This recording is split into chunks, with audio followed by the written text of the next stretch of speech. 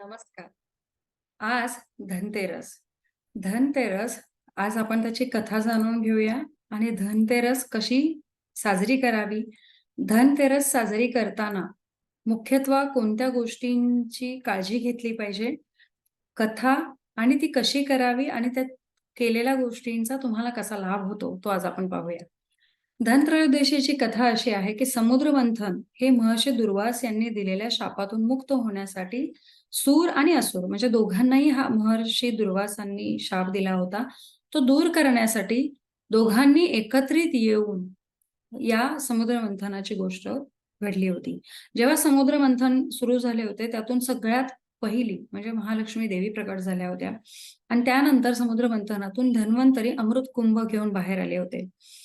4 हात असलेले भगवान धन्वंतरी यांच्या हातात एक अमृत कलश आणि दुसऱ्या हातात जळू, तिसऱ्या हातात शंख आणि चौथ्या हातात चक्र जन्माला घेऊन आले होते. या चारही हातातल्या गोष्टींचा उपयोग करून धन्वंतरी अनेक व्याधींना आणि रोगांना बरे करण्याचे काम करतात. आयुर्वेदाच्या दृष्टीने धन्वंतरी ही प्रामुख्य देवता आहे, जिथे आयुर्वेद ज्यांच्यामुळे आपल्याला पृथ्वी तलावर पाहायला मिळालं. त्यामुळे आज धन्वंतरी जयंतीही साजरी केली जाते आणि वैद्य जे आयुर्वेदिक वैद्य आहेत, ते आजच्या दिवशी धन्वंतरीचं पूजन करतात आणि प्रसाद म्हणून कडुलिंबाची बारीक केलेली पानांचे तुकडे आणि गूळ असा प्रसाद म्हणून दिला जातो. कडुनिंबाची उत्पत्ती ही अमृतापासून झाली असं म्हणतात. त्याच्यामुळे रोज कडुनिंबाची 4 ते 5 पानं जर खाल्ली, तर ती आपल्या आरोग्यासाठी खूप लाभदायी असतात आणि यामुळे आपण व्याधींपासून लांब राहण्याला मदत होते. आज तो धन्वंतरीची पूजा करत असताना तो प्रसाद खाल्ल्यानंतर किंवा प्रसाद खाताना आपण या मंत्राने जर धन्वंतरीचा जप केला, तर आपल्या आरोग्यासाठी, तुमच्या आरोग्यासाठी, आपल्या आरोग्यासाठी ते फलदायी ठरतं. श्री श्री औषध चक्र नारायणाय नमः आणि ओम धन्वंतरे नमः या मंत्राने आपण नक्की जप करा. लक्ष्मी देवी समुद्र मंथनातून प्रकट झाली, त्यामुळे आज लक्ष्मी देवीचा प्रकट दिन किंवा प्रकट दिवस आहे असं म्हणतात. याच दिवशी श्रीहरी विष्णू व श्री लक्ष्मी यांचा विवाह झाला होता. विष्णू पुराणानुसार समुद्र मंथनातून जेव्हा श्री महालक्ष्मी प्रकट झाल्या होत्या, तेव्हा माता लक्ष्मी या कमलासनावर विराजमान होत्या. समुद्र कन्या असल्यामुळे चतुर्भुज, तेजस्विनी आणि सुंदर आहेत. हे पाहिल्यावर देवदानव त्यांच्याकडे आकर्षित झाले, पण लक्ष्मी देवीने त्यांच्याकडे लक्ष न देता योग्य वर म्हणून श्री विष्णूंची निवड केली आणि वरमाला त्यांच्या गळ्यात घातली. ती जी वरमाला होती ती कमल पुष्पांची वरमाला होती. अशा प्रकारे श्री विष्णूंचा आणि श्री लक्ष्मी मातेचा विवाह झाला. हा जो विवाह झाला किंवा श्री लक्ष्मी माता कशाला म्हणतात, तर आपल्या घरामुळे किंवा आपल्या घरामध्ये, आपल्या जीवनामध्ये ज्या गोष्टी आजच्या दिवशी आपण उपयोगात आणतो, त्या सगळ्या गोष्टींची पूजा करतात. मग आपलं तन, आपलं मन, आपलं धन, तनाची शुद्धता ही खूप महत्वाची असते. त्याचबरोबर मनाची शुद्धता हेच आपलं महत्वाचं धन आहे. हेच आजच्या दिवशी धन्वंतरी किंवा माता लक्ष्मी आपल्याला सांगण्याचा प्रयत्न करतात. या सगळ्या धनाला एक शुद्ध लक्ष्मी असं म्हटलं जातं. श्री सूक्तात पण असं म्हटलंय, की पृथ्वी, जल, वायू, अग्नी आणि सूर्य यांना पण धन म्हटलं. म्हणजे आपले जे पंचतत्व आहेत, यापैकी 4 तत्व, इनफॅक्ट आकाश तत्व सुद्धा, हे पंचतत्व ही मुख्यत्व मानवी जीवनाला एक धनाच्या स्वरूपातच मिळालेत. कारण ती 5ही तत्व जर उपलब्ध असतील, तरच आपलं पुढचं आयुष्य छान आणि सुरळीत जाऊ शकतं. त्यामुळे आजच्या दिवशी महालक्ष्मीची या गायत्री मंत्राने, महालक्ष्मी गायत्री मंत्राने पूजा नक्की करावी. कमीत कमी 108 वेळा त्याचा जप करावा. ओम श्री महालक्ष्मीच विद्महे विष्णुपत्नीच धीमहि तन्नो लक्ष्मी प्रचोदयात. हा मंत्र याने 108 किंवा 1008 जसं तुम्हाला शक्य होईल तशी तुम्ही पूजा आज नक्की करावी. धनत्रयोदशीची अजून एक कथा आहे. या कथेमागे कथेमागे यमदीपदान हा एक मोठा उद्देश होता, म्हणून ही कथा घडली असावी. हेमा राजाचा पुत्र आपल्या 16व्या वर्षी मृत्युमुखी पडणार असं त्यांना माहित होतं. त्यामुळे आपल्या पुत्राने जीवनातल्या सर्व गोष्टींचा अनुभव घ्यावा, त्याने सर्व उपभोगावं म्हणून राजा राणीने त्यांचं लग्न लावून दिलं. लग्नानंतर 4थ्याच दिवशी ते मृत्युमुखी पडणार होते. पण त्या रात्री त्यांची पत्नी, त्यांना हे जेव्हा समजलं, तेव्हा त्यांच्या पत्नीने त्यांना झोपू नाही दिलं आणि त्या दिवशी त्यांच्या अवतीभोवती सोन्या चांदीच्या मोहरा, सोनं, चांदी, प्रवेशद्वाराची आरास केली होती, सजवलं होतं. मोठमोठ्या दिव्यांनी लखलखीत प्रकाश केला होता. तो इतका प्रकाश होता, की त्यावेळी जेव्हा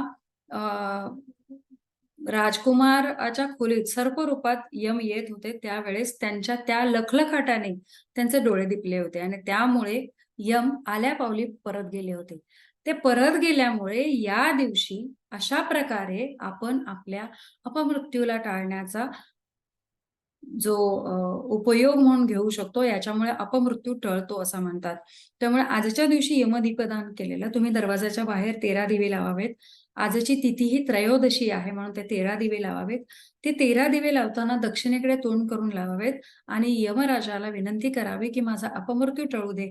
ह्यासाठी हे मी आज यमदीपदान तुला देत आहे, तर ते स्वीकार कर. आणि हे स्वीकार करताना तुम्ही या मंत्राने त्यांना विनंती करावी, मृत्यूना दंडपाशाभ्याम कालेन शामयासः त्रयोदशां दीपदानात सूर्यज प्रियतां मम.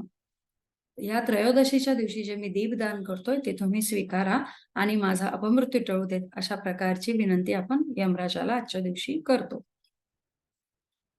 धनत्रयोदशीच्या दिवशी किंवा पूर्ण दिवाळीभर जर म्हटलं तर आपण सात्विक भोजन घेऊन असावे, जे खूप सकारात्मकता वाढवणारे असते. धनत्रयोदशीच्या पूजेपूर्वी आणि नंतर तुमच्याकडे असलेल्या शंखामध्ये जे आपण पाणी भरून ठेवतो, ते पाणी चारही बाजूला शिंपडावे.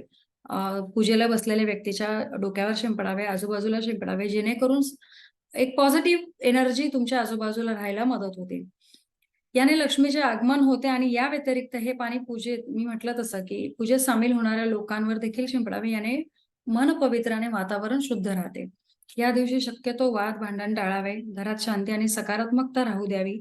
हे आपल्या या दिवसाच्या किंवा दिवाळीमध्ये येणाऱ्या प्रत्येक सणाच्या ह्याच्यासाठी महत्त्वाचं असतं. आपल्याकडे असलेली संपत्ती आणि धन याबद्दल आपल्या मनात असलेले प्रेम आणि कृतज्ञता व्यक्त करण्याची दिवस म्हणजे धनत्रयोदशीचा दिवस आहे. आपल्या व्यवसायाच्या संबंधित सर्व गोष्टींची, वस्तूंची आपण आज पूजा करू शकतो. झेंडूच्या फुलांनी सजवू शकतो. आपण शहरामध्ये राहणार असेल तर आपल्या ऑफिसला लागणारी वही, व्यापारी असतील तर हिशोबाच्या वह्या, शेतकरी असाल तर नांगर, तिफन, कुदळ, फावडे या सगळ्या गोष्टी ज्या तुम्हाला शेतीला लागतात त्यांची पूजा करावी किंवा त्याचबरोबर तुम्ही जे कमवलेलं धान्य आहे, त्या धान्याचीही पूजा आज करावी. नैवेद्य हा धने, गूळ, खोबरे याचा असावा किंवा पुरणपोळीचा असावा आणि अंगणात रोषणाई करावी, दिवे लावावेत आणि मग ती विद्युत रोषणाई करून आपण आपल्या या धनत्रयोदशीची पूजा करू शकतो. चंदन, धूप, दीप, नैवेद्य हे करून झाल्यावर, पूजेची आरती झाल्यावर आजच्या दिवशी मंत्रपुष्पांजली ही तेवढीच महत्वाची आहे, ती करावी आणि मंत्रपुष्पांजली म्हणूनच पूजेची आपण सांगता करू शकतो. धनत्रयोदशीला काय खरेदी करावे, जे खूप महत्वाचे आहे, ते म्हणजे की या दिवशी नवीन वस्त्र हे देवाला नवीन वस्त्र घेतलं जातं किंवा लक्ष्मीपूजनामध्ये जे वापरलं जातं, धनत्रयोदशीच्या पूजनामध्ये जे वापरलं जातं, ते नवीन वस्त्र असतं. तुम्ही या दिवशी श्रीयंत्र खरेदी करू शकता. कुंकूचे, हळदीचे असावे ते खरेदी करू शकता. आजच्या दिवशी अजून एक महत्वाची गोष्ट म्हणजे देवीचे अलंकार. तुमच्या घरी जेव्हा देवी असेल किंवा मूर्ती असेल किंवा देवीसाठी तुम्ही अलंकार खरेदी करू शकता. शृंगाराच्या वस्तू खरेदी करू शकता. या दिवशी हे खरेदी केल्याने ह्या घरात भरभराट होते. श्रीयंत्राला मेरुयंत्रही म्हणतात. श्रीयंत्रावर आज तुम्ही श्रीयंत्र खरेदी करू शकता. श्रीयंत्रावर कुंकुमार्चन करू शकता. श्रीयंत्रावर फुलमार्चन करू शकता. फुलमार्चन म्हणजे फुलांच्या पाकळ्याने श्रीयंत्रावर केलेला अभिषेक किंवा तुम्ही जलाभिषेक करू शकता, तुम्ही पंचामृत अभिषेक करू शकता, तुम्ही दुधाभिषेक करू शकता, कमलगट्ट्याचा अभिषेकही करू शकता. एक कमलगट्टा श्रीयंत्राला अर्पण करून तुम्ही जर मंत्र म्हटलात, कोणताही मंत्र जो तुम्हाला लक्ष्मीचा येतो, अगदीच सोपा नसेल काही येत तर श्री महालक्ष्मी माताय नमः हा मंत्राने तुम्ही करू शकता. श्री सुक्ताचं वाचन करणं किंवा त्याच्या ऋचा पाठ करणं हे खूप लाभदायी होतं. त्याचा अभिषेक किंवा श्री सुक्ताचं तुम्ही होमही आज करू शकता.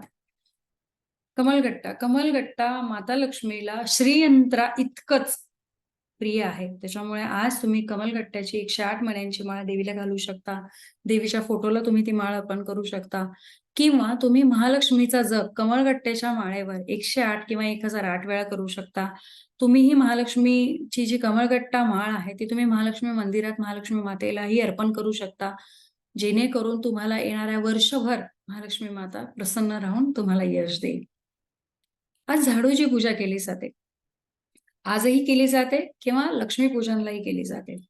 कारण झाडूची पूजा आजच्या दिवशी धन देणारी असते म्हणून करावी. लक्ष्मीपूजनला लक्ष्मी माता आपल्याकडे कायम राहावी, कारण लक्ष्मी माता चंचल आहे, ती आपल्याकडे कायम राहावी म्हणूनही करावी. झाडूला ॲक्चुअली लक्ष्मीचे रूप मानलंय आणि लक्ष्मीला स्वच्छता ही अतिप्रिय आहे आणि अस्वच्छता ही लक्ष्मीची आवडती आहे.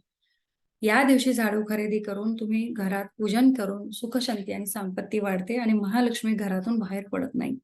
या दिवशी घरात झाडू आणल्याने आर्थिक समस्यापासून मुक्ती मिळायला मदत होते आणि घरात सकारात्मकता राहते.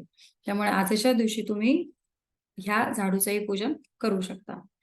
धनत्रयोदशीला अजून काही गोष्टी तुम्ही घरात आणू शकता. त्यामध्ये गोमती चक्र आहे, कवड्या आहेत. या दिवशी कवड्या किंवा गोमती चक्र तुम्ही गळ्यामध्ये लॉकेट म्हणून लहान मुलांच्या जर घातलं तर त्यांच्या सुरक्षेसाठी खूप चांगलं असतं. कवड्यांचं खरेदी केल्याने समृद्धी येते आणि लाल गुंजा लक्ष्मीला खूप आवडतात. त्याच्यामुळे 5 लाल गुंजा, 5 कवड्या आणि 5 श्रीयंत्र असं मिळून याच्यावर अभिषेक करून, मंत्रोच्चार करून जर तुम्ही हे तुमच्या तिजोरीमध्ये ठेवलं, तर ते तुम्हाला धन आकर्षित करायला मदत करतं. अजून काय खरेदी करू शकतो? तर प्रत्येक वेळेस धनत्रयोदशीला सोनं, चांदी, नाणी या सगळ्या गोष्टींच्या बरोबरच तुम्ही या गोष्टी करू शकता. जसं रुद्राक्षाची माळ आहे, पवित्र मानली जाते. धार्मिक साहित्य जे लागणार आहे ते तुम्ही घेऊ शकता. आज धन्वंतरी दिवस असल्यामुळे तुम्ही औषधं जी तुम्हाला अ, तुमच्या शरीराला अभप्रद ठरतात, त्याच्यामुळे तुम्ही औषधं घेऊ शकता. आज मीठ तुम्ही घेऊ शकता. नवीन वाहन, नवीन घर घेतलंच जातं. दूध, तूप, धान्य आणि आवळा. आवळा हा श्री विष्णूंना आणि श्री महालक्ष्मी मातेला प्रचंड प्रिय आहे. त्याच्यामुळे आज तुम्ही आवळा किंवा आवळा चूर्ण घेऊ शकता, आवळ्याचा ज्यूस घेऊ शकता. पण आजच्या दिवशी तो खरेदी नक्की करा. धनत्रयोदशीला तांब्याचा पितळी दिवा हा नक्की घ्यावा. त्याने अग्निदेवतेचा सन्मान होतो आणि त्याच दिव्यातून आज ज्योत प्रज्वलित जर तुम्ही केली, तर ती लाभप्रद होते. दक्षिणावर्ती शंख आपण घेऊ शकतो. याचं पाणी आपण यामध्ये पाणी ठेवून तो पाणी प्राशन करावं. यातलं पाणी रोज घरात शिंपडल्याने सकारात्मकता वाढते. रोज शंख फुंकल्याने आयुर्वेदाबरोबरच आपल्याकडे पूर्वापार चालत आलेली परंपरा आहे. पण आज विज्ञानही सांगतं, की जो व्यक्ती रोज शंख फुंकतो, त्या व्यक्तीचं हृदय आणि पोट हे चांगलं आणि सशक्त सुदृढ राहतं. त्याच्यामुळे आरोग्यालाही याचा फायदा होतो. तर या गोष्टी तुम्ही खरेदी करू शकता. सोनं-चांदी प्रत्येकजण धनत्रयोदशीला खरेदी करतो. त्याच्यामुळे सोनं, चांदी खरेदी करण्याची आपली पूर्वापार परंपरा आहे. सोनं हे लक्ष्मीचे प्रतीक आहे आणि बृहस्पतीचे प्रतीक आहे. याच दिवशी काही चांदीच्या वस्तू खरेदी करतात किंवा चांदीच्या गोष्टी खरेदी करतात. चांदी ही चंद्र किंवा शुक्र याचं प्रतीक आहे. त्याच्यामुळे या दोन्ही गोष्टी तुम्ही खरेदी करू शकता. आजच्या दिवशी धने विकत घेणं, बत्तासे विकत घेणं, लाह्या विकत घेणं हे अतिशय लाभ देणारं असतं. कारण बत्तासे आणि लाह्या हे लक्ष्मी देवीला प्रचंड आवडतात. त्याच्यामुळे ते घेऊन त्याचाच प्रसाद आज खावा. त्याच्यात धने बारीक करून तुम्ही टाकून तो प्रसादही आज करून गूळ मिश्रित धने गूळ खावे. म्हणून आज धन्वंतरी देवी प्रसन्न होते किंवा धनाचा लाभ होतो असं म्हणतात. आजची ही माहिती तुम्हाला आवडली असेल अशी आशा मी करते. या व्हिडिओला नक्की लाईक, शेअर आणि सबस्क्राईब करा. सबस्क्राईब करायला विसरू नका. पुढच्या व्हिडिओत पुन्हा भेटूया. शुभम भवंतु.